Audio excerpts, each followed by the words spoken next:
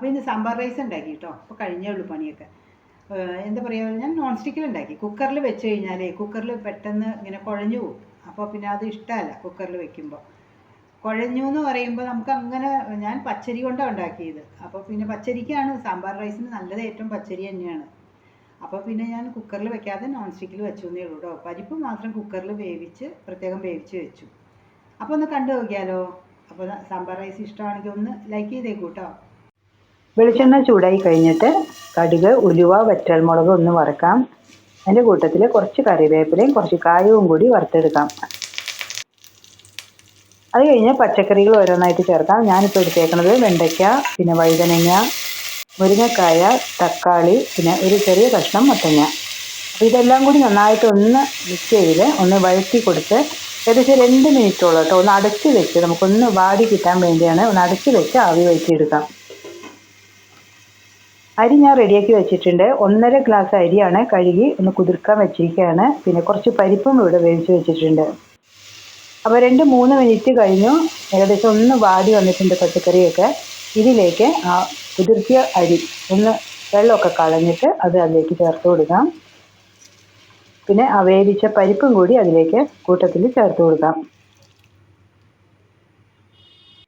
ഇനി ഇതെല്ലാം കൂടി മിക്സ് ചെയ്തിട്ട് ഇനി മഞ്ഞൾപ്പൊടി, പിന്നെ സാമ്പാർ പൊടി ഞാനൊരു 3 ടേബിൾ സ്പൂൺ ആട്ടോ എടുത്തേക്കുന്നത്.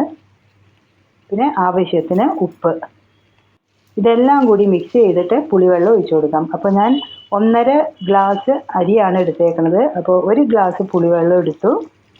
പിന്നെ 2.5 ഗ്ലാസ് സാധാരണ വെള്ളവും കൂടി ഒഴിച്ചു കൊടുത്തു. ഇനി ഇതെല്ലാം കൂടി മിക്സ് ചെയ്തിട്ട് കുറച്ചും കൂടി കായത്തിൻ്റെ പൊടി അതിൻ്റെ മുകളിലേക്ക് ഒന്ന് തൂവി കൊടുക്കാം. അപ്പോൾ നല്ലൊരു മണം കിട്ടാൻ വേണ്ടി കേട്ടോ കായത്തിൻ്റെ. ഇനി ഇതെല്ലാം കൂടി മിക്സ് ചെയ്തിട്ട് ഹൈ ഫ്ലെയിമിൽ തന്നെ നമുക്കിത് അടച്ച് വെച്ച് ഒരു 20 മിനിറ്റ് നേരം നന്നായിട്ട് തിളപ്പിച്ചെടുക്കാം.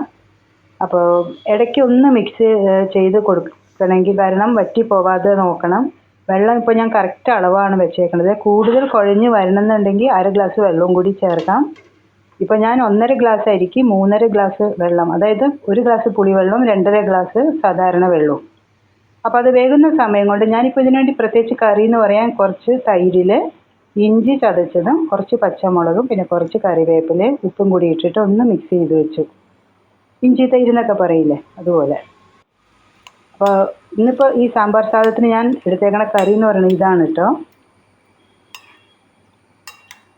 അപ്പോൾ ഇതെല്ലാം കൂടി ഒന്ന് മിക്സ് ചെയ്ത് കുറച്ച് നേരം ഫ്രിഡ്ജിൽ തന്നെ വെക്കും. പിന്നെ ചോറ് ഉണ്ണാറാകുമ്പോഴേ എടുക്കുകയുള്ളൂ. അപ്പോൾ അതും അങ്ങനെ റെഡിയാക്കി കഴിഞ്ഞു. അപ്പോഴേക്കും ഏകദേശം 20 മിനിറ്റ് കഴിഞ്ഞു. നമ്മുടെ റൈസ് എന്തായി നോക്കാം. അപ്പോൾ നന്നായിട്ട് തിളച്ചുകൊണ്ടിരിക്കുന്നുണ്ട്. ഇനി ഗ്യാസ് ഓഫ് ചെയ്യാണ്. ഞാനിപ്പോൾ അധികം കുഴഞ്ഞു പോകാതിരിക്കാൻ വേണ്ടിയാണ് കേട്ടോ 3.5 ഗ്ലാസ് വെള്ളം എന്ന് പറഞ്ഞത്. കുറച്ചും കൂടി കുഴയണമെന്നുണ്ടെങ്കിൽ ഞാൻ പറഞ്ഞ 1/2 ഗ്ലാസ് വെള്ളവും കൂടി കൂട്ടി ചേർത്താൽ മതിയാവും. പിന്നെ ഗ്യാസ് ഓഫ് ചെയ്ത് കഴിഞ്ഞിട്ട് കുറച്ച് മല്ലിയിലയും കൂടി ഇട്ടിട്ട് അടച്ച് വയ്ക്കാം. പിന്നെ ചോറുണ്ണാറാകുമ്പോൾ തുറന്ന് നോക്കിയാൽ മതിയാവും അല്ലേ. അപ്പോഴത്തേക്ക് നന്നായിട്ട് പാകത്തിന് എല്ലാം ഉപ്പ് എരിവൊക്കെ നോക്കി എല്ലാം ക്ലിയർ ആയി കഴിഞ്ഞിട്ട് നമുക്ക് പ്ലേറ്റിലേക്ക് വിളമ്പി കൊടുക്കാം. അങ്ങനെ ഇന്നത്തെ എൻ്റെ സാമ്പാർ സാദവും ഇഞ്ചി തൈര് ഇഷ്ടപ്പെട്ടവർ ഒന്ന് ലൈക്ക് ചെയ്തേക്കൂ കേട്ടോ.